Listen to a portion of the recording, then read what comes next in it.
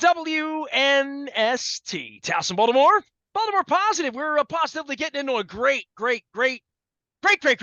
summer weekend. We're going to be out at the Beaumont with Rock and Roll Hall of Famer Gina Shock on Thursday. Come on out. It's going to be a good time. I have just a handful of these left, the instant lottery scratch-offs. I don't want to say all the lucky ones have been used because I don't really know, but we had a $100 winner at Coco's last week when Dave Shannon and Mike Brasigliano came by. Come by, say hello, win donation. I'll have the floppy hat. I don't have it in here right now because it's in my packed bag. That's 86690 Nation. Make sure you're checking that out. Buy two, get two free. I'm loving my windows, especially on these stinky old hot days. Got a little condensation inside because it's sort of that moisture inside and outside with all these storms that are coming through. This guy knows about cheap hot dogs and really bad media food. He has been camped with the – let me clear my throat. Hold on. Let me get my orange Kool-Aid. Hold on. The first place Baltimore Orioles. Luke Jones joins us now from parts unknown, like the Executioners back in the WWE. I'll get into that Abdul the Butcher thing. I saw some of that on my timeline, and Adrian Adonis. You and I could do some wrestling, but that's what we usually do in July when the Orioles are 30 games under 500 and the Ravens haven't started yet, and you're worried about getting sunburned at Ravens camp. You're not even thinking about, like, Justin Houston right now because you got pennant fever, and we're headed to Tampa, and we're in first place. This is one hell of a carpet ride, Luke Jones. Let me tell you, buddy. It really is. When you kind of think back to just 2 years ago, less than 2 years ago, this was the worst team in baseball. And yeah, there was thoughts. And it had been for a significant period of time. They didn't just wake up one day as the worst team. When you start seeing Adley Rutschman on the field and these guys, we paid the price for these players. Sure. Yeah. I mean, 2018, which, as we all know, was a year in which they actually were trying at the beginning of the year. And, well, that was a disaster. And then a few years of. Hey, Buck got a gig. He did. He did. That's fine. Dan Duquette did not. but that's beside the point. But boy, you really think back to, we're going on about 13 months now, 12 months. The 10-game winning streak in early July last year was when this thing really started to take off, and it's been a lot of fun. And how about this series specifically, talking about losing 2 of 3 to the Dodgers, and first inning Wednesday afternoon, Dean Kramer throws 37 pitches. You're down 2-0, and you're thinking, oh my gosh, they're going to fry the bullpen for a second straight night. Hold on for a second. They couldn't get the field ready to play. Let's start with that. Oh, yeah. Right? Yeah. I mean, it ended up being fine. It ended up not being it was a 30 or 40-minute rain delay. It wasn't that big of a deal, but do they put the beer on sale when they do that? I'm just asking for a friend. I don't know. Well, they open up the gates. Yeah. Look, they're. If beer were half price during rain delays, we'd pray for rain, Luke. Well, sure. But we've also seen 3- and 4-hour rain delays where you do have some reason for skepticism. But that was strange. In fact, I said this in the press box, and I'll get to the game in a moment, and then we'll be done talking about the field. But of all the things the Orioles haven't done well on and off the field for years and years and years, the field has always been pristine. Nicole Sherry does a phenomenal job. The grounds crew does a phenomenal job. And it was one of those nights that there was no rain in the forecast. At least that's my understanding. They wouldn't just be blatantly negligent about it.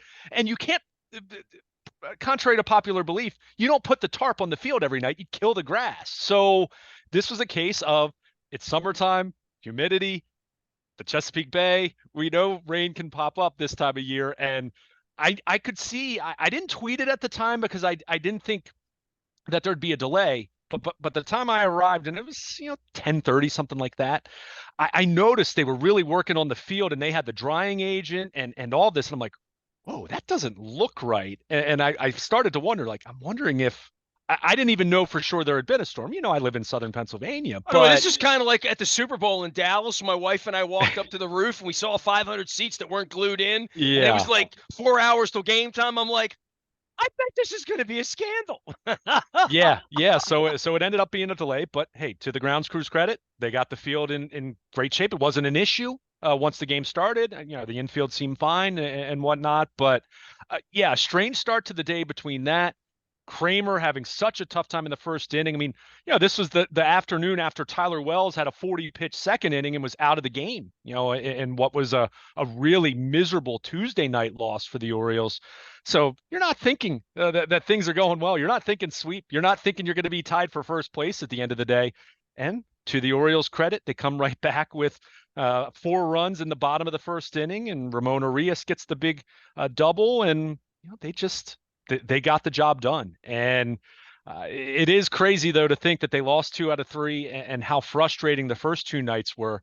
Monday, a game that I think, they should have won. I think Grayson Rodriguez pitched better than what his final line was. I think Aaron Hicks not making the catch at the wall was so huge, so critical in the Dodgers turning that game around. And then Tuesday night was just ugly all the way around. Walking batters, kicking the ball around, one of their worst performances of the year. So for them to come back Wednesday and even have a shaky start on Wednesday, come back and win, it's a reflection of what we've been talking about all year with this team, that, it's not always perfect. It's not always blowout fashion, as I've joked about with you, as far as how much strain they put on their bullpen. But you wanted a blowout, then you got one on Tuesday night. You didn't like it.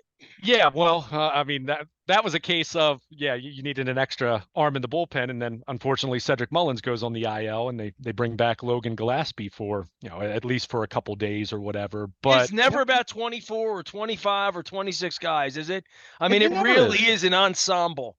It has to be in this day and age. I mean, you just look back in the day, you had 4 starters who would generally go 7, 8, 9 innings. You don't have that anymore. So and you also had Terry Crowley and Merv Retman, and that's all you needed. And Elrod, that's all you needed on the bench. Like, right, seriously. Right. Yeah, sure. So I mean, it's a much different game than it is now. And I'm not saying it's better or worse. It's different. It's a different game. In the same way we talk about the NFL in 2023 is so different than Johnny Unitas and the Baltimore Colts. Well, it's no different in organizational depth when you lose a corner in week 3 or a left tackle for a year and a half, and you have to go play with whatever the organizational depth may or may not be at that point, and where you put that depth. And right now, I mean, the Orioles are just swimming in riches of being awful for a long time and hiring people who know what they're doing with baseball players. Like, they are at the apex of that, right? They are at the cross section of, holy cow, we've got a lot of great players and we're pretty good, but are we good enough? Are we healthy enough? Are we not seasoned enough? We have plenty of money, or we should. We've been dirt and money for a decade now. They should have whatever they need that would be a resource to go win a championship. But then the pragmatist in me, Luke, thinks, and I've yelled about this earlier in the week, and I see more people on my side saying Rosenthal wants to go get Shohei Ohtani, and you and I did 10 minutes on that the other day. And I'm thinking to myself, why don't you just play this out? Play with the hand you got here to some degree, because there is a cavalry coming over the hill, and we're not happy with Colton Cowser right now. We're a little down on Mountcastle right now, and we don't know where we are with Givens and Tate and Means and this. We have all of these. We don't know what we are with Grayson Rodriguez, even after a couple innings the other night when he fell apart, when the heat got hot and they wound up losing the game. But there's something about where they are right now that they have something they haven't had in a long time: options. Right? They have a lot of options. There's a lot of paths that Dorothy and Toto can take here down the yellow brick road toward trading, not trading, trading a little bit, trading in the middle of the night for some guy from Oakland we've never heard of who stunk and who they're, trying to turn into the next Yennier Cano, who's turned it around a little bit, right? So these guys are really smart. Like, they put Medell on during the broadcast with Brad Brock and these guys. I know you were at the game, but I'm watching the game. Maybe there is some benefit to Greg Bader throwing me at. I'm not sure, but we do double team that part of it. And these are smart guys, Mydell and Elias. And I knew that when they were hired. I knew that when Eric DaCosta told me about these guys a year and a half before they were hired. I started researching what they were doing in Houston. I started booking the Astro Ball guys on and all of that, thinking that maybe they would be the guys. And now that they've been hired, I don't know what John's paying them, but I hope he keeps them around because they know what they're doing. And there's a point in this in the next 11 days where if they make it a deal, I would say, well, it's not desperate. I don't think none of these guys are desperate about dealing that they have to win right now. And we always talk about that as a strength with the Ravens, that Eric, Ozzie, John, Steve, none of them are desperate to win right now. They want to win now, but they never sell out next year for this year. Yeah, and generally speaking, desperation does not spawn good decisions. I mean, that's not to say that you don't make a trade or you don't make a big move. I've heard the Shohei Ohtani speculation just like anyone else. And look, Shohei Ohtani's one of my all-time favorite baseball players. So the idea of, the dream of him becoming an Oriole, even He's for no 2 months. Ichiro for me yet, but I mean, I'm right there with you. Oh, he's better than from a pure talent standpoint, better than Ichiro. I mean, I was trying to explain this to my wife watching the game on Tuesday. He's the most talented player in the history of the game. That doesn't mean the best, but most talented. I mean, I've already said he's already exceeded what Babe Ruth did for a couple years. I mean, he's got 34 It's home crazy. runs. It's crazy. Insane. So, but assuming it's not that, because again, I'm still not convinced the Angels are. He's going to be somewhere, and what I told Shine, and same thing I'm going to tell you, same thing I'm going to tell the audience. Why can't we have nice things? Why aren't we allowed to have? We're back in the '90s. We were allowed to have the best players. If he's the best player, why can't we have him? We're too broke to have him. Well, every team could say that. Well, then you want to go beat him in New York or wherever. He's not going to be an East Coast, I don't think. But nonetheless, I'm still not convinced he's going to be traded. However, I want to go back to something that you mentioned, and you mentioned Yennier Cano in passing. How about on Wednesday afternoon, DannyCoulombe? The Orioles picked him up days before the season started. Why? Because he wasn't going to make the Twins opening day roster. I mean, this guy's a 30-something. He's got a career 3.78 ERA. Nothing that you would say is noteworthy. I mean, he's been a nondescript lefty reliever in baseball, and he's lasted. He's endured. He's had some good years in the past. But look at what he did for them on Wednesday. I mean, you're looking at Kramer exiting in the 5th inning, and what you're saying at that point in time is, okay, we have a lead, but how in the blue what are we going to get to Cano and Bautista late in the game? And my thought was, all right, if Coulombe can give them an inning and a third, maybe they go to Baker or someone like that for an inning, and then you can kind of maybe get a couple extra outs out of Cano and Bautista. But lo and behold, Coulombe, another guy that, nondescript, cast off by someone else, you pick him up. Maybe you make a couple adjustments, as the Orioles did with Cano, as they've done with some other relievers here over the last couple of years. And he goes 2 1/3 scoreless innings, including. Part of this are the rules changing, and he would be a guy who would get 6 pitches and get 2 outs or 1 out in the old days situationally against Freeman or whoever their best left-hander would be at the time, right? Like, the game's changed so much, and I've always thought, especially a guy like him, veteran guy, Jesse Orozco, as I go back to thinking about how these guys were, and whatever Andrew Miller and these other left-handers had been, they're all capable of throwing 30 or 40 pitches. Just because they don't do it every day, and they used to be limited to 8, 10, 12 pitches, get 15 pitches, get out, whatever, they're all capable of throwing 30, 40 pitches. I believe that, and very, very well. And especially when you're 30 years old and do it, I think that there's something about it that there's a little part of you that always wants to go a little longer. I would think, if you're that guy, that you get a chance to be a bailout guy in a pennant race against the Dodgers. Good for him. That's why you stick around the big leagues this long. Yeah, and it doesn't have to do with the pitch count nearly as much as you have to be a lefty now who can get right-handed hitters out. The loogie's going away. I mean, DannyCoulombe's not a loogie, and when I say loogie, it's the left-handed one-out guy, Hey, hold on one moment of silence for Kevin Hickey, all right? Because that's my dude. Brian Mattis was that for the Orioles several years back. Yeah, sure. So, but what you have now is you need lefties who can defend themselves against right-handed hitters, and DannyCoulombe has shown that time and time again. He's been their 3rd best reliever this year, and I know that it's Bautista, and then a big step down, then it's Cano, and then it's been a big step down, and then it's been everyone else. But Coulombe has been the best of the rest, and he was huge for them on Wednesday. So I guess to bring it back to the trade talk, and you mentioned him in passing, but let's give Shintaro Fujinami, a Japanese pitcher acquired by the A's, who's 29.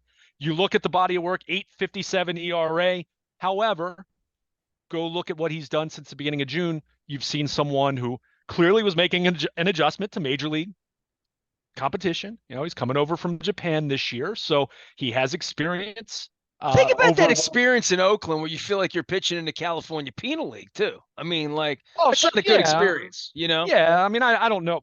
I mean, that's sure, but he's pitched in the AL West, against good teams, and he got knocked around a heck of a lot early on, and it clearly wasn't working for him as a starting pitcher. So, to me, that sounds a touch reminiscent. This is a lazy comparison because it's the only other Japanese-born pitcher the Orioles have had. Koji Uehara originally was a starter, didn't work out very well for him, moved to a relief role, and was one of the great closers in baseball for several years thereafter. So, if Fujinami can continue what he had done over the last 6-7 weeks with the Athletics, for Easton Lucas, who the Orioles acquired in the Jonathan VR trade a few years ago, a guy that had some decent numbers but wasn't really considered a part of their future or anything like that, then God bless. That sounds like Rice a isn't going to move. hit on every one of these, right? No. They're going to hit on every draft pick, and Colton Cowles is going to wind up being the best player out of all these. It's possible, but they're not going to hit on every one. But I'll tell you what, if there's something into this,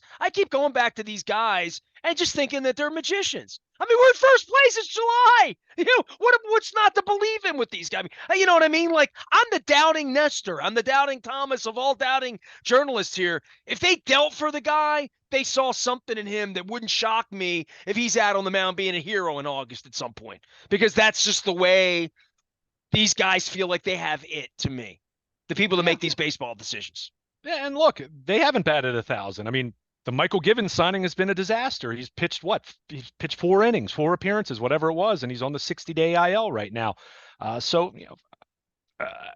mean, they've had some moves that haven't worked out, but they've also had some of these under the radar moves, especially talking about bullpen arms, where you kind of say, well, why do they want that guy? I mean, I remember you and I talking close to a year ago. It's almost coming up on a year as far as them trading Jorge Lopez, and he wasn't the centerpiece, but Yennier Cano was a throw-in in that deal. And you say, okay, this guy's in his late 20s.